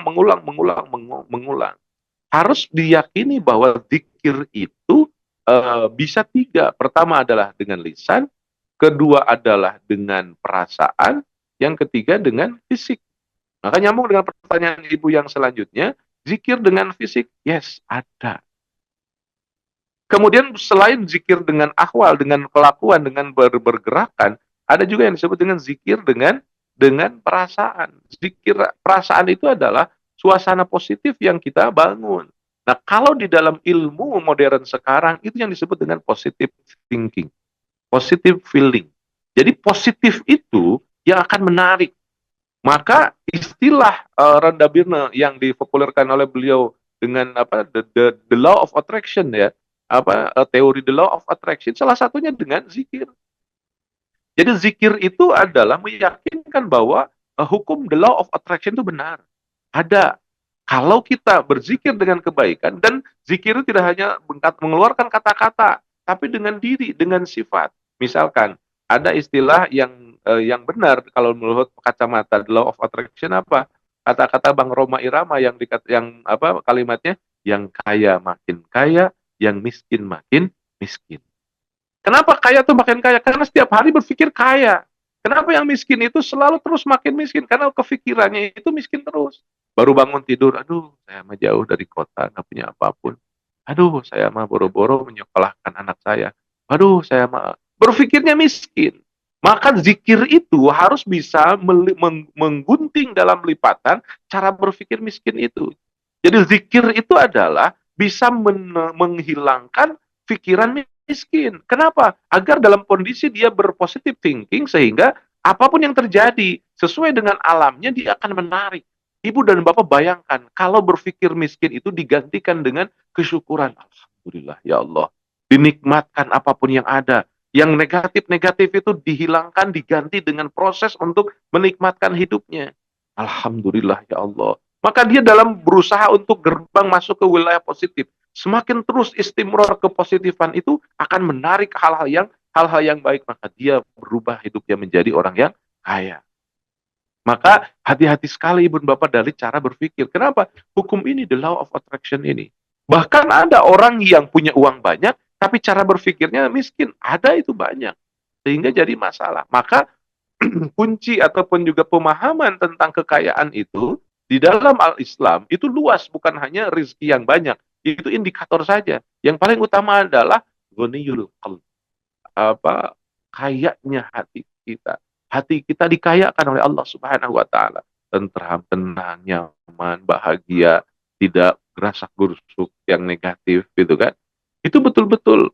Maka 8 masalah yang kemarin kita bahas dalam Al-Ma'thurat itu 8 masalah yang kita masukkan di dalam doa, yang doa itu adalah kalau kita baca akan menjadi orang yang kaya. Allahumma inni a'udzubika minal hammi galau wal hazan sedih. Wa a'udzubika minal anzi lemah wal kasal malas. Wa a'udzubika minal jubni pengecut wal bukhli pelit. Wa a'udzubika min ghalabatid dain mudah berhutang wa qahrir rijal tidak fleksibel. Nah, 8 masalah itu kita bebaskan kaya kita. Dan itu yang terjadi dari Abi Umamah. Dan diajarkan langsung oleh Rasulullah Sallallahu Alaihi Wasallam. Jadi kaya itu tidak sedih, tidak galau, tidak lemah, tidak malas, tidak bakhil, tidak itu 8 masalah yang dalam doa tadi. Maka saya sepakat sama Ibu Taryati tadi bahwa zikir pun bukan hanya lisan, tapi dalam ahwal. Kita ke pasar itu pun zikir, tentunya dengan niatan. Hadis yang paling berat, hadis yang paling tinggi derajatnya itu adalah hadis dari Sayyidina Umar tentang apa? Innamal a'malu binniyat. Saya ini berangkat ke pasar ya Allah, saya ini adalah menggayuh ataupun juga menjalankan tugas dari Allah. Zikir Ibu. Bukan hanya kita datang ke pasar kemudian kita melayani para pelanggan itu hal duniawi, kemudian akhiratnya nanti kita sholat harus berwudu dulu. Tidak. Kita itu harus menjadikan dalam kehidupan kita ini kehidupan ibadah, kehidupan pekerjaan, kehidupan segala dalam satu tarikan nafas. Sekali menarik nafas, di situ ada zikir, di situ adalah ibadah, di situ ada dakwah, di situ ada usaha, di situ adalah bisnis, di situ ada silaturahim, di situ ada dalam satu tarikan nafas semua kita niatkan untuk beribadah, dan itulah zikir kepada Allah Subhanahu wa taala. Jadi zikir itu masuk di semua lini kehidupan kita. Intinya adalah ingat kepada Allah, bahwa Allah yang mengatur rizki, Allah yang menggerakkan kehidupan kita, Allah yang mengatur A, B, C-nya, Allah yang mengatur per detik, per second dalam kehidupan keseharian kita. Lepaskan kita kepada Allah, pasrah kita kepada Allah, maka Allah akan berikan jalan keluar. Wa may yattaqillaha yaj'al lahu makhraja wa yarzuquhu min haitsu la yahtasib. Jadi Allah itu kita posisikan sebagai zat yang maha segalanya dan memberikan kadang-kadang di luar dugaan kita. Min haitsu la yahtasib itu kan tafsirannya dua, ujug-ujug, atau yang kedua memang banyak banget gitu. Jadi untuk mendapatkan itu salah satunya dibangun karakter takwa. Karakter takwa itu adalah memang dimanapun kita ingat bil dalam kondisi kita berdiri, qiyaman wa qu'udan wa ala junubihin wa yatafakkaruna fi khalqis samawati. Bukan hanya diam berdiri, duduk, wa yatafakkar. Oh, pikirannya diolah, tadabbur, itu aktif, wa yatafakkaruna fi khalqis samawati wal ard. Intinya adalah ma khalaqta hadza batilan. Ya Allah, ternyata tidak ada yang sia-sia dalam penciptaan Engkau. Ya Allah, semua yang Kau terjadikan dalam hidup aku itu ternyata tidak ada yang sia-sia. Semuanya ada hikmahnya, semua ada kebaikan-kebaikannya. Itu mungkin sekedar menanggapi Ibu Taniati, Pak Iwan. Terima kasih. Masya Allah. Pak Kiai, satu lagi punten pertanyaan mungkin yang terakhir dari Ibu Azizah. Assalamualaikum warahmatullahi wabarakatuh Pak Ustadz. Saya ingin bertanya, ada hari di mana saya sedang berzikir, lalu kemudian di saat yang sama ada insiden yang membuat saya dan saudara kandung saya bertengkar hebat. Saya terpancing dan akhirnya saya emosi tingkat tinggi dan nama-nama satwa keluar semua. Naudzubillah. Yang ingin saya tanyakan, apakah ini menandakan zikir saya yang sedang saya baca pada saat kejadian pertengkaran itu tidak sampai ke hati, sampai saya lupa diri, berkata yang amat buruk, seketika saya lebih buruk dari setan, apa yang salah pada saat saya berzikir saat itu ya Ustaz? Terima kasih. Mohon berkenan Pak Kiai untuk Baik, Ibu Azizah, menjawabnya. luar biasa. Itu pengalaman yang sangat-sangat luar biasa dan mudah-mudahan terbaca ataupun juga terjawabkan dengan powerful juga ya. Bahwa Iya, ketika kita marah, itu memang setan itu masuk dalam kekuatan yang powerful. Maka di antara hal yang harus kita jaga adalah jangan sampai marah. Rasulullah Shallallahu Alaihi Wasallam adalah manusia yang punya karakter utama. Karakter yang paling utama di antara sekian karakter Rasul adalah Rasulullah tidak pernah marah. Maka kalaupun kita masih terpancing terkadang emosi, berarti memang kekuatan jin setan dalam tubuh kita itu masih agak kuat. Berlindunglah kita kepada Allah, ya Allah. Allahumma inna syaitana yajri fi dima'ina fanzilhum anhu. Fatahhirhum an, ya Allah. Ternyata setan itu masih ada di dalam jaringan darah saya. Luluh lantahkan mereka, ya Allah. Lemahkan mereka, ya Allah. Jadi kalau marah, indal ghadab, walaupun memang Ibu, bahwa marah itu adalah hal yang manusiawi. Tapi ingat, marah itu bukan satu-satunya solusi. Jadi kalau kita ingin seperti Rasul, ambillah langkah di mana selesai masalah bukan dengan marah. Berdoalah, minta kepada Allah, ya Allah, kuatkan saya agar saya bukan menjadi orang yang biasa marah. Bersyukur kalau ibu punya karakter, bapak-bapak, ibu-bapak yang lain yang punya karakter yang, aduh, saya tuh susah marah. Itu anugerah ibu dan bapak. Ya, artinya marah itu memang harus kita jauhi. Syekh A'id Al-Qarni ketika berhasil memunculkan buku yang bestseller, mega bestseller ya, internasional, judulnya La Tahzan. Itu buku luar biasa. Nah, setelah buku La Tahzan itu, Syekh A'id Al-Qarni mengarang satu buku namanya La Taghdab. Di dalam buku itu bicara tentang hadis-hadis Rasulullah tentang kalimat-kalimat marah. Bahkan ada kalimat Sayyidina Ali mengatakan begini, marah itu awalnya adalah majnun, dan akhirnya adalah kesedihan. Kemudian kata Rasulullah, la taghdab walakal jannah, jangan marah, surga bersama engkau. Bahkan Rasulullah mengatakan, kanzul Islam, mutiara Islam itu jangan marah, jangan marah, jangan marah. Nah, bagaimana caranya? Karena marah ini dibuat oleh setan, indal ghadab. Ketika ghadab itu memang salah satunya adalah kita harus mengekang. Dalilnya bisa dilihat dalam surat Ali Imran 133-134 kalau nggak salah. Kalimat wal kaziminal ghaiz. Amarah itu harus dikekang, Ibu. Amarah itu jangan berpikir, Ustaz, saya mah kalau marah kemudian tidak diluapkan, itu bisa stroke kan. Itu bohong. Itu namanya belief of false, keyakinan palsu. Jadi yang namanya kalzim, yang namanya emosi itu harus apa yang namanya al-ghair itu harus kalzim, harus dikekang. Jadi emosi seperti apapun kekang. Meledak, ya Allah, aku belum kuasa. Nggak apa-apa, asal meledak besok, berusaha lagi terus. Al-insan mahalul khata wan nisyan, al-imanu yazid wa yanqus, apa-apa kita terima, tapi juga jangan kita tayas, jangan putus asa. Terus kita berusaha semaksimal mungkin, ya Allah, saya ingin merubah. Intinya adalah tagline-nya, jangan marah. Marah karena apapun tidak ada. Bahkan kalaupun termasuk, mohon maaf, dengan dakwah, marah nggak usah. Wala talbisul haqqa bil batil. Saya memaknainya proses menyatukan batil dan hak itu adalah dakwah dengan marah. Marah itu tidak diridhoi oleh Allah, tidak disukai oleh Allah. Kemudian dakwah itu adalah hak, tidak boleh disatukan. Saya sering ceritakan banyak tentang Abu Bakar bersama Rasul dimarahin oleh orang lain, dihina, difitnah. Rasulullah tahu bahwa Abu Bakar itu sedang difitnah. Abu Bakar berdiri mau melawan. Ketika Abu Bakar berdiri, Rasulullah lari. Ditanya oleh Abu Bakar, ya Rasul, engkau kan tahu saya ini difitnah. Kemudian saya tuh emosi juga lama-lama. Kemudian saya berdiri, saya ingin melawan. Kenapa engkau lari? Kata Rasul, wahai Abu Bakar, aku tahu engkau itu dihina, di kata-kata tidak baik itu adalah fitnah, tidak benar. Aku tahu itu. Tapi engkau diam. Ketika engkau diam, aku lihat di atas engkau malaikat-malaikat berdatangan dan mereka berdoa untuk menghapuskan dosa-dosa engkau dan dikabulkan oleh Allah. Aku lihat sekali, merasakan bagaimana nyamannya engkau ketika dianiaya, itu di atas engkau tuh malaikat-malaikat Allah. Tapi ketika engkau berdiri mau membalas, malaikat itu kabur. Yang datang adalah setan. Aku nggak mau dekat dengan setan, maka aku kabur seperti kaburnya malaikat dari sekitar engkau. Masya Allah. Jadi ibu bapak, ketika kita marah, setan bersama kita. Ketika kita bersabar, ketika kita al-kazimin al-ghair, amarah, ditahan, indahnya malaikat-malaikat di atas kita. Kalau kita bisa melihatnya, dan itu dicontohkan oleh Rasulullah kepada Abu Bakar.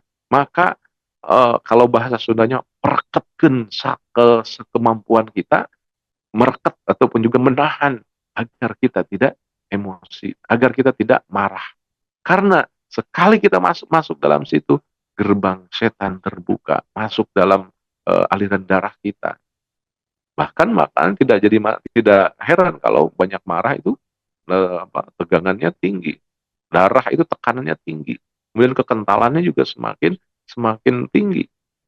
Maka zikir itu juga termasuk zikir ruqyah adalah untuk menjaga setan masuk dalam tubuh kita, menjadikan rileks, tenang, nyaman. Dan itulah yang disebut dengan tegar. Jadi untuk Ibu Azizah tadi ya, jadi memang emosi itu harus kita jaga. Salah satu tagline-nya dari Rasul, la taghdab, jangan terpancing untuk marah.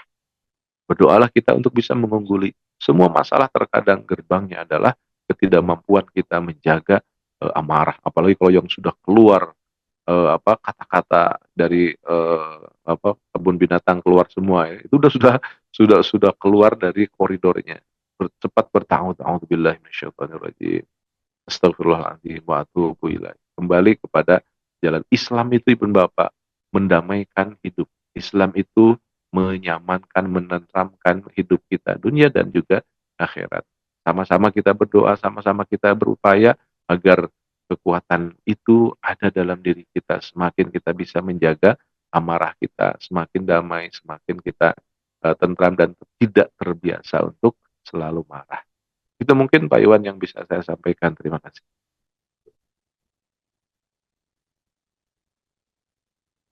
Masya Allah, terima kasih banyak Pak Kiai. Tadi Pak Kiai sudah memberikan jawaban-jawaban terhadap pertanyaan sahabat-sahabat, ibu-ibu, sahabat-sahabat Majelis Cinta. Tadi yang pertama dari Ibu Agustina kalau tidak salah, kemudian Ibu Tariati, juga tadi terakhir dari Ibu Azizah. Eh, Terima kasih banyak sekali lagi Pak Kiai, jazakallah Pak Kiai atas penjelasan, pencerahan, dan inspirasi-inspirasi yang Pak Kiai sudah berikan kepada kami semua, Ibu, Bapak, sahabat-sahabat Majelis Cinta, pada kajian yang sangat luar biasa pada hari ini, yaitu dengan dalam tema besar kita, tegar hati dengan zikir, secara khusus tadi terkait dengan ruqyah, dari sudut pandang Islam, perspektif yang luar biasa. Pak Kiai, saya boleh buat pengakuan ini Pak Kiai. Siap, Saya mau Pak baru Iwan, santai-santai. saya baru kali ini lebih memahami, lebih menyadari bahwa sesungguhnya sesungguhnya hidup dan kehidupan saya ini adalah berperang setiap saat, berperang melawan syaitan setiap saat. Hari ini saya baru menyadari betul bahwa setiap detik saya harus siap tangguh, karena juga pada saat yang sama saya harus berkompetisi setiap saat. Berkompetisi itu dengan sesama makhluk yang sejenis saya, manusia. Masya Allah. Jadi ada dua medan ini, Pak Ya. Kiai. Jadi kalau harus memilih mendahulukan yang mana, Pak Kiai? Apakah harus selalu beriringan terus? Apakah saya harus lebih siaga menghadapi yang satu, yang kiri nih, yang menghadapi setan setiap saat? Gitu, Pak Kiai. Tapi kan ibadah tidak boleh saya kendor kan gitu, Pak Kiai. Ya, ya ibadah kita harus ngegas terus Pak Iwan, ya kan? Mana Ya, didahulukan gagal. antara berperang dengan bersaing? Menurut saya sih Ya. dua-duanya harus sigap ya, dua-duanya harus dijalankan berbarengan. Mana yang didahulukan tentunya tidak ada pemilahan Iya. bahwa perang dengan setan, tapi juga harus dipahami bahwa perang kita itu berbeda. Artinya perang yang kita harus tahu bagaimana cara-cara. Jadi kita harus banyak baca bagaimana kehidupan musuh kita. Salah satunya, mohon maaf Pak Iwan, di dalam hadis itu digambarkan setan itu ada yang tugasnya niup-niup di bokong kita di belakang ini. Untuk apa? Untuk menjadikan kita was-was apakah kita ini batal ataupun enggak gitu kan. Ditiupin aja. Itu tugasnya di belakang doang. Saking dan populasi mereka memang lebih banyak dari manusia. Kalau nggak salah 10 apa 20 kali lipat dari manusia. Jadi satu manusia itu bisa dirongrong oleh banyak jin setan dalam tubuh kita. Kemudian dalam pikiran juga demikian. Narasinya kan laukana fa'altu kada wa kada lakana kada wa kada. Kalau kita sudah berpikir coba begitu ya, akan begini. Itu pikiran setan. Kalau kita berpikir, udah mama teh kan begini, coba kalau begini, masih akan begini. Nah, itu cara narasi setan nih, Bapak. Intinya apa? Marah. Kenapa istri saya kok begini? Kenapa suami saya kok begini? Harusnya begini, begini, begini. Nah, kan? Itu narasi setan. Lau kana fa'altu kada, lakana kada wa kada. Kata hadis begitu. Coba kalau melakukan begini, mesti akan begini. Maka itu hilangkan sama sekali. Kalau bisa apa? Diem. Kalau tidak bisa kita mengunggulinya, ya berarti kan diem dulu. Maka kata Rasul, diam itu adalah emas. Salah satunya diem itu memang salah satu cara. Kemudian ketika diem, jangan diem terus. Fal yuharik, bergeraklah. Bergerak karena aliran darah kita ini kalau terkungkung itu akan meledak. Maka bergerak, salah satunya juga olahraga juga melancarkan aliran darah kita dan semakin sehat. Kemudian sudah diam tidak ngomong, kemudian bergerak, kemudian falyatawadda, wudu lah kalau masih hidroterapi pakai air. Setelah wudu masih falyusolli sholat. Itu sudah semua cara dilakukan, tapi masih aja itu harus diruqyah orang lain. Karena tandanya berarti dia kesurupan. Tadi saya baca ada pertanyaan, bagaimana kalau ngeruqyah dengan biji kopi katanya kan? Ini Bapak, sahabat-sahabat sekalian, memang harus agak hati-hati. Kenapa? Kalau hal-hal yang tidak dilakukan Rasul, jangan terlalu dieksplor. Kenapa? Kalau mandi dengan air biasa, air bidara itu dicontohkan. Tapi kalau kopi saya belum lihat, belum ada. Artinya kita harus tahu padanannya seperti apa. Kalaulah memang ada unsur kandungan sesuatu dalam kopi sama dengan kandungan daun bidara misalkan, why not? Kenapa tidak? Tapi kita bukan berarti mengikuti hukum alam ya kan. Jadi selama masuk akal itu kenapa tidak? Tapi memang untuk memandikan dengan air bidara itu memang ada contohnya. Kalau dengan barang-barang yang lain saya sih belum begitu. Cuman itu juga bukan landasan bahwa obat-obat yang tidak dilakukan oleh Rasul bukan berarti tidak bisa memberikan solusi. Kalau kita ilmu pemahamannya cukup gitu kan, dan itu memang terjadi secara empiris, secara logis, misalkan untuk kemaslahatan tidak ada larangan. Selama itu memang ada. Nah, yang tidak boleh itu adalah syarat, Ibu Bapak. Biasanya setan itu punya syarat. Oke, begini-begini syaratnya harus ada ini. Jadi pembebasan dirinya itu tidak jadi konsen. Yang jadi konsen adalah kopinya itu. Kenapa? Berarti kita melakukan apa yang diinginkan oleh setan. Setan ingin misalkan pokoknya begini, pokoknya harus ada rokok, ada apa gitu kan, ada kopi misalkan, itu bisa saja kopinya sama diminum juga nggak ada masalah. Tapi yang mengerubah adalah keyakinannya. Kalau tidak dengan kopi ini si mbahnya nggak bakal hadir, nggak bakal gini. Gitu. Dan itu nggak boleh. Maka kembali kata Rasulullah kan tagline-nya la ba'sa birraqa ma lam yakun fihi syirk. Rukyah itu nggak apa-apa silakan, tapi tidak boleh musyrik. Musyrik itu kan sesuatu hal yang harus kita jaga. Kontra dengan ketauhidan. Malam yakun fihi syirik. Selama tidak ada kemusyrikan, it's go. Gak ada masalah, lakukan. Gitu kan. Tapi yang tidak boleh adalah kemusyrikan. Sangat-sangat jelas bahwa ruqyah ini memang untuk menjaga ketauhidan. Jangan sampai justru sebaliknya. Karena banyak orang yang menghilangkan jin dalam tubuhnya dengan tata cara yang justru pakai klinik. Bahkan pakai jin lagi, pakai ini, pakai itu. Ustadz, saya dikeluarin pakai ini, ada paku, ada ini, ada. Saya bilang, ibu, kalau bagi jin itu mau keluar paku, mau keluar setum juga nggak apa-apa. Gitu.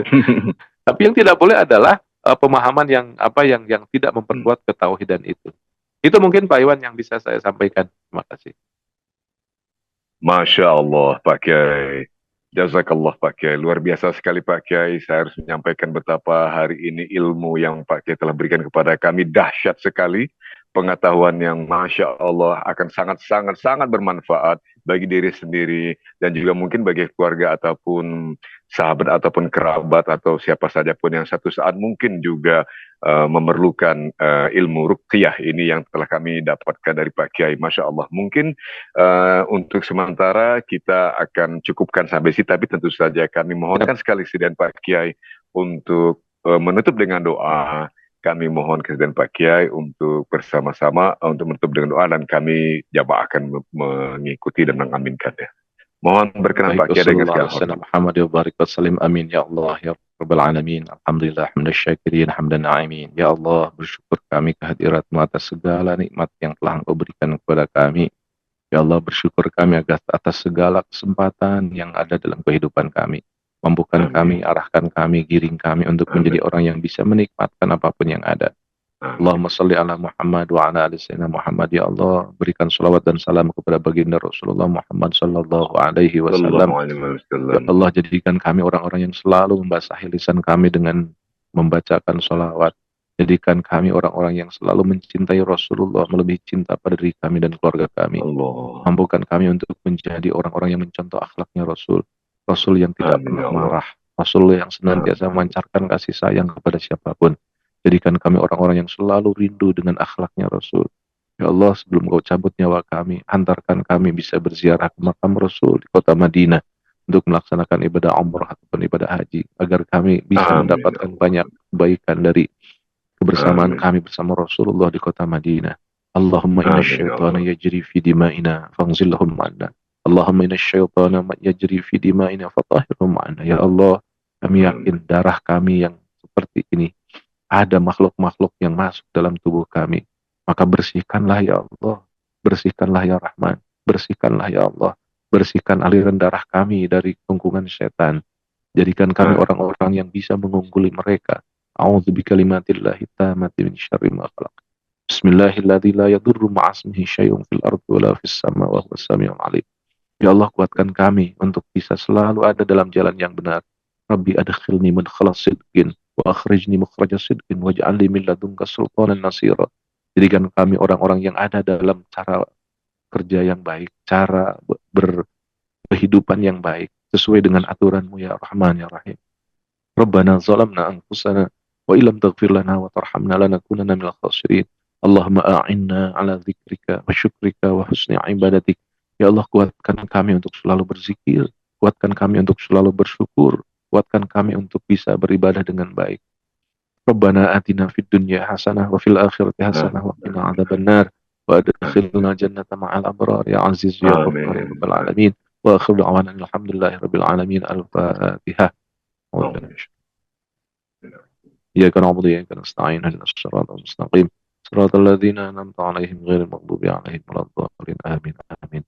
Demikian Ibu Bapak, mohon maaf Kang Iwan saya kembalikan. Mudah-mudahan insya Allah minggu depan kita ketemu lagi dalam tegar hati dengan zikir, dan zikirnya ada Al-Asma'ul Husna. Minggu depan kita akan bahas tentang Asma'ul Husna. Mudah-mudahan Allah berkenan. Walafu minkum. Assalamualaikum warahmatullahi wabarakatuh. Waalaikumsalam warahmatullahi wabarakatuh. Masya Allah, Pak Kiai. Atas nama Ibu, Bapak, sahabat-sahabat Majelis Cinta yang dirahmati Allah, saya mohon perkenan untuk menyampaikan sekali lagi terima kasih, apresiasi, dan penghargaan sangat tinggi kepada Pak Kiai atas ilmu yang telah diberi pada kami. Insya Allah sangat bermanfaat bagi kami semua, dan semoga insya Allah pekan depan kita bertemu pada hari Sabtu yang akan datang. Sebagaimana telah Ustaz sampaikan tadi, Pak Kiai tadi menyampaikan, Ibu, Pak, sahabat-sahabat dirahmati Allah, kita akan melanjutkan kajian mengenai tegar hati dengan zikir khusus terkait dengan Asmaul Husna insya Allah pekan depan. Dan mohon izin pada Pak Kiai, saya ingin menyampaikan beberapa informasi kepada jamaah, Ibu, Bapak, sahabat-sahabat Majelis Cinta yang dirahmati Allah. Terima kasih, terutama sekali lagi terima kasih dari Majelis Cinta, dari pengurus dan kru lapangan seperti saya atas partisipasi dan kesediaan Ibu, Bapak, sahabat Majelis Cinta untuk senantiasa mengikuti setiap kajian live kita pada pagi hari ini. Luar biasa sekali. Insya Allah kita akan selalu mendapatkan ridha Allah, tuntunan Allah untuk senantiasa kuat dalam meneruskan ikhtiar kita ini setiap pagi ba'da subuh menjalankan kajian ini. Insya Allah terima kasih sekali lagi atas dukungan semua Ibu, Bapak, sahabat dan Majelis Cinta, dan juga dukungan kepada pihak-pihak lainnya, termasuk terutama kepada perusahaan tour dan travel Speeders International, dan juga kepada brand Muslim Fashion Nibras. Dan juga sekali lagi kami ingatkan, insya Allah kita akan bertemu jadwal besok hari. Tentu saja bisa Anda, Ibu, Bapak, sahabat-sahabat update, lihat update-nya pada nomor yang ada di WA grup yang ada di layar 0821 1812 8338. Tapi anyway, esok hari Ahad 22 Desember 2024 kita akan kembali mengaji bersama guru kita. Insya Allah esok hari akan bersama Ustadz Mahir Muhammad Soleh LCMA dengan tema kewajiban berdoa pada Allah. Terima kasih banyak. Itulah pertemuan kita. Selengkapnya untuk hari ini kita tutup dengan doa penutup majelis. Subhanakallahumma wa bihamdika asyhadu an la ilaha illa anta astaghfiruka wa atubu ilaik. Assalamualaikum warahmatullahi wabarakatuh. Allahumma rahamna bil Qur'an waj'alhu lana imaman wa nuran wa hudan wa rahmah. Allahumma dzakirna minhu ma nasina wa 'allimna minhu ma jahilna warzuqna tilawatahu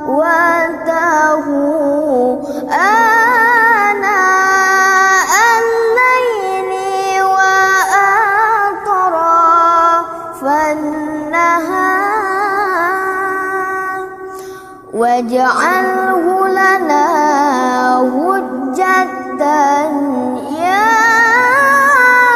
rabbal alamin.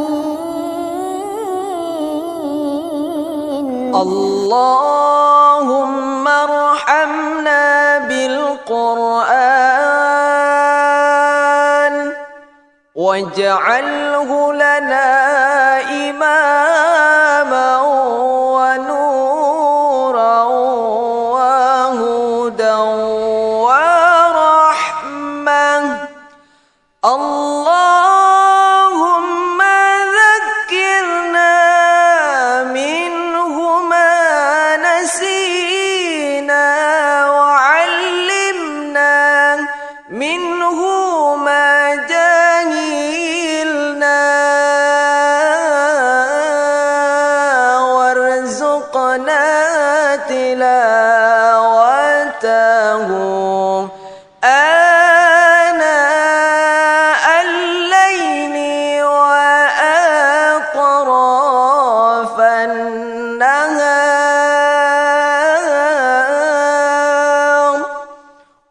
واجعله لنا حجة يا